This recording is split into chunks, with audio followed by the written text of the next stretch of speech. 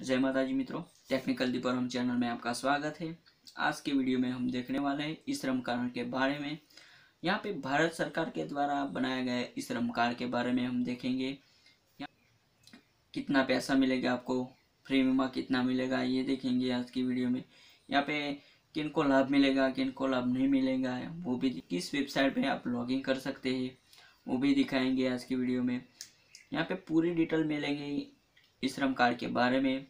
यहाँ पे मैं बताऊंगा कैसे प्रोसेस करनी है, क्या ज़रूरत पड़ने वाली है, क्या नहीं ज़रूरत पड़ेगा, किसको मिलेगा लाभ, क्या नहीं मिलेगा, वो सब हम दिखाएंगे आगे इस वीडियो में। पूरी वीडियो को देखना और वीडियो पसंद आए तो अपनी चैनल को लाइक शेयर और सब्सक्राइब जरूर करना। जय माता जी मित्रों। यहाँ पे लिखा गया है किन दस्तावेजों की पड़ेगी ज़रूरत। पोर्टल पर रजिस्ट्रेशन के लिए वर्कर्स को नाम, पैसा, पता, शैक्षणिक योग्यता, शुल्क जैसी जानकारी दर्ज करनी होगी। रजिस्ट्रेशन के लिए आधार नंबर डालते ही वह डेटा बेस के कामगार की सभी जानकारियां अपने आप पोर्टल पर सामने दिख जाएगी। व्यक्ति को बाकी की ज़रूरी जानकारियां खुद भरनी होगी। कामगार द्वारा ई श्रम पोर्टल पर रजिस्ट्रेशन करने के लिए निम्नलिखित दस्तावेजों की आवश्यकता है। यहाँ पे आधार संख्या, आधार से लिंक मोबाइल नंबर, बैंक खाता।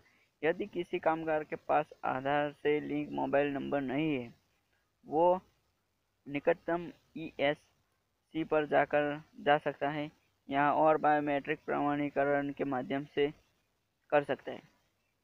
यहाँ पे डॉक्यूमेंट के लिए आप आधार कार्ड नंबर से लिंक हुआ मोबाइल नंबर और फिर खाता नंबर आप ले सकते हो। आगे दिखने वाले हैं कि कैसे होगा रजिस्ट्रेशन और क्या लगेगा पैसा, इसके बारे में हम देखेंगे। और कितने साल तक आप रजिस्ट्रेशन करवा सकते उसके बारे में हम देखेंगे आगे की।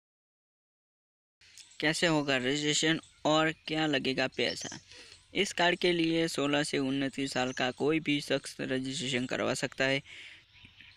रजिस्ट्रेशन ई श्रम पोर्टल ये रही वेबसाइट के जरिए कामगार या तो खुद कर सकता है या फिर कॉमन सर्विस सेंटर ESC पर जाकर करा सकता है। रजिस्ट्रेशन पूरी तरह से निःशुल्क है। कामगारों को पोर्टल या कॉमन सर्विस सेंटर पर रजिस्ट्रेशन के लिए कोई भुगतान नहीं करना पड़ेगा। यहाँ पे पैसा नहीं लगने वाला। वीडियो में बताया गया है कि 16 से 29 साल का कोई भी शख्स रजिस्ट्रेशन कर सकता है। लॉगिन करने के लिए यहाँ पे वेबसाइट भी दी गई है। इस वेबसाइट पर जाकर आप लॉगिन कर सकते हैं और इसके बारे में हम आगे देखने वाले हैं कि आपको कितने लाख का फ्री बीमा दिया जाएगा, यानी कि कितना पैसा आपको मिलेगा, ये दिखाएंगे। और इसको क्या फॉलो करना पड़ेगा, किस दस्तावेज की ज़रूरत पड़ने वाली है, क्या करने का है, उसके बारे में हम आगे देखने वाले हैं। यहाँ पे लिखा गया है कितने लाख का फ्री बीमा मिलेगा। ई श्रम पोर्टल पर रजिस्ट्रेशन श्रमिकों को 2 लाख रुपये का दुर्घटना बीमा कवर यानी कि एक्सीडेंट इंश्योरेंस कवर दिया जाएगा। पोर्टल पर रजिस्टर्ड श्रमिक को यदि दुर्घटना का शिकार होता है तो मृत्यु या फिर पूर्ण विकलांग की स्थिति में 2 लाख रुपये की धनराशि दी जाएगी। वहीं अगर श्रमिक आंशिक रूप से विकलांग होता है तो इस बीमा योजना के तहत वह 1 लाख रुपये का हकदार होगा। यहाँ पे एक्सीडेंट से होता है विकलांग तो 2 लाख रुपये मिलेगा और पहले से आप विकलांग हो तो 1 लाख की सहायता मिलेगी। यहाँ पे ये लिखा गया है।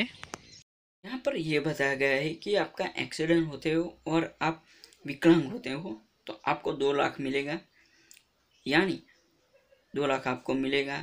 और आप पहले से विकलांग हो 1 लाख के हकदार हो, ऐसा बताया गया है। और आगे हम देखने वाले हैं कि कामगार मृत्यु पाता है तो उसको क्या प्रोसेस करनी पड़ेगी और क्या फॉलो करने पड़ेगा और किस दस्तावेज की ज़रूरत पड़ने वाली, वो देखेंगे आगे की वीडियो में। यहाँ पे दूसरे ये लिखा गया है कि कामगार की मृत्यु होने पर क्या प्रोसेस करनी होगी। यहाँ पे काम करते ही मृत्यु पाता है तो क्या प्रोसेस होगी। यहाँ पे रजिस्टर्ड कामगार की मृत्यु होने की स्थिति में कामगार द्वारा नॉमिनी बनाए गए व्यक्ति या परिवार के सदस्य को संबंधित दस्तावेजों के साथ ई श्रम पोर्टल ESC पर दावा दायर करना होगा। वे अपने संबंधित बैंकों से संपर्क कर सकता है, यानी कि बैंक में संपर्क कर सकता है। 60 वर्ष की आयु प्राप्त करने के बाद कामगार को कोई कार्यवाही करने की आवश्यकता नहीं है। इस श्रम परियोजना के तरह उन्हें उनका आधिकारिक लाभ प्राप्त होगा। यहाँ पे 60 वर्ष की आयु प्राप्त करने वाले को कोई कार्यवाही करने की ज़रूरत नहीं है, यहाँ पे उनका अधिकार मिलेगा। हम देखने वाले हैं कि श्रम कार्ड के क्या क्या लाभ मिलेगा और क्या फ़ायदा है और कौन उठा सकता है इसका लाभ, और आगे हम देखने वाले हैं कि किसको नहीं मिलेगा लाभ श्रम कार्ड का, वो भी हम दिखाएंगे। श्रम कार्ड रजिस्ट्रेशन के बाद क्या क्या फ़ायदा, कौन उठा सकता है फ़ायदा, जाने हर डिटेल यहाँ पे। श्रम कार्ड असंगठित क्षेत्र के कामगारों के लिए केंद्र सरकार ने इन साल अगस्त माह में श्रम कार्ड पोर्टल लॉन्च किया है। इससे असंगठित क्षेत्र के करीब 38 करोड़ कामगारों को फायदा होगा। श्रम पोर्टल पर रजिस्ट्रेशन करने वाले कामगारों को एक श्रम कार्ड जारी किया जाएगा। इस कार्ड की मदद से रजिस्टर्ड कामगारों देश में कभी भी विभिन्न सामाजिक सुरक्षा योजनाओं का लाभ ले सकेंगे। इसके अलावा फ्री दुर्घटना बीमा की मदद भी है। श्रम पोर्टल पर कामगारों को रजिस्ट्रेशन के लिए 31 दिसंबर तक राष्ट्रव्यापी अभियान चलाया जा रहा है। लेकिन इससे पहले जान ले श्रम कार्ड आखिर है क्या और इसे लेने के लिए आगे हम देखेंगे कौन नहीं ले सकता श्रम कार्ड। यहाँ पे हम देखेंगे श्रम कार्ड केवल असंगठित क्षेत्र के कामगारों के लिए ही है, लिहाजा EPFO या ESIC के मेंबर श्रम पोर्टल पर रजिस्ट्रेशन नहीं कर पाएगा। कोई भी कामगार जो गृह आधारित कामगार, सेल्फ एम्प्लॉयड कामगार या असंगठित क्षेत्र में कार्यरत वेतनभोगी कामगार है और ESIC या EPFO का सदस्य नहीं है, उसे असंगठित कामगार कहा जाता है। असंगठित क्षेत्र में ऐसे प्रतिष्ठान, इकाइयाँ शामिल है जो वस्तुओं सेवाओं के उत्पादन बिक्री में लगी हुई है और 10 से कम कामगारों को नियोजित करती है।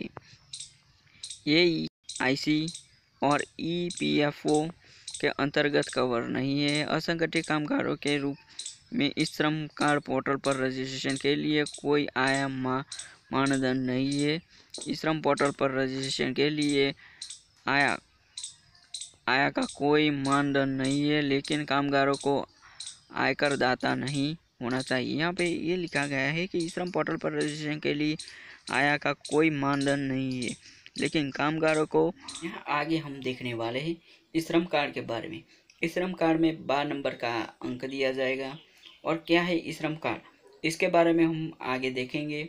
और वीडियो पसंद आया हो तो लाइक, शेयर और सब्सक्राइब जरूर कीजिए हमारे चैनल को। यहाँ पे देखेंगे श्रम कार्ड के बारे में। कार्ड में रहेगा 12 अंकों का यूनिवर्सल अकाउंट नंबर।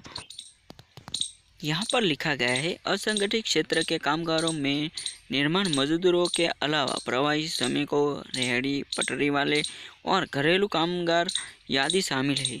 श्रम कार्ड में 12 अंकों का यूनिवर्सल अकाउंट नंबर यानी कि UAN नंबर रहेगा। ये कार्ड पूरे देश में हर जगह वैध रहेगा।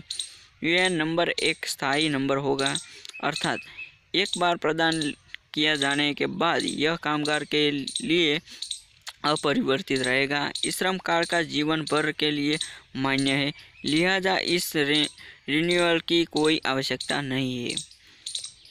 यहाँ पे है कामगार नियमित रूप से अपना विवरण, मोबाइल नंबर, वर्तमान पता आदि अपडेट कर सकते हैं। अपने खाते में सक्रिय रखने के लिए वर्ष में कम से कम एक बार अपना खाता अपडेट करना आवश्यक है। श्रम पर जाकर या तो ESC सेंटर पर जाकर या माध्यम से कामगार अपना विवरण अपडेट करा सकता है। अपडेट की जा सकने वाली डिटेल्स में मोबाइल नंबर, वर्तमान पता, व्यवसाय, शैक्षणिक योग्यता, कौशल्य के प्रकार, पारिवारिक विवरण आदि शामिल है। यहाँ पे पूरी तुम्हारी डिटेल आ जाएगी। यहाँ पे वो लिखा गया है। यह श्रम कार्ड के बारे में यह डिटेल थी, वो मैंने बताई। वीडियो में हमने बताया आपको कि क्या प्रोसेस करें, इस श्रम कार्ड के बारे में क्या है, किस दस्तावेज़ों की ज़रूरत है, सब कुछ हमने बताया। और आगे की वीडियो में हम बताएंगे कि किस तरह आप इस श्रम कार्ड में लॉगिन कर सकते हैं, श्रम कार्ड मोबाइल से कैसे बना सकते हैं, वो भी आगे की वीडियो में हम बताएंगे। फिलहाल इतना ही है।